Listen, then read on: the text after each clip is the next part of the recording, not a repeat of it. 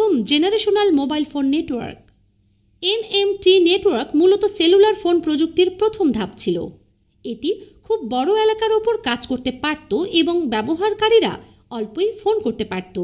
প্রথম এনএমটি ফোনগুলো ছিল ভারী, কিন্তু তারা ফোন কল করার জন্য কার্যকরী এবং নির্ভরযোগ্য ছিল।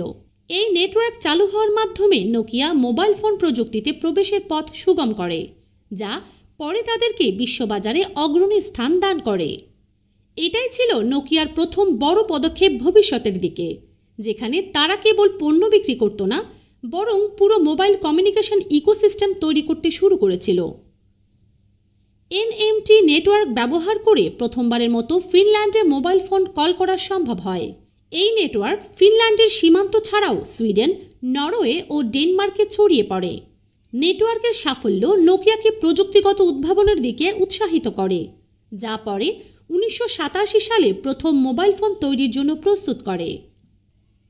1987 সালে আসে নোকিয়ার প্রথম মোবাইল ফোন, নোকিয়া মোবিরা সিটিম্যান 900। ওজন ছিল প্রায়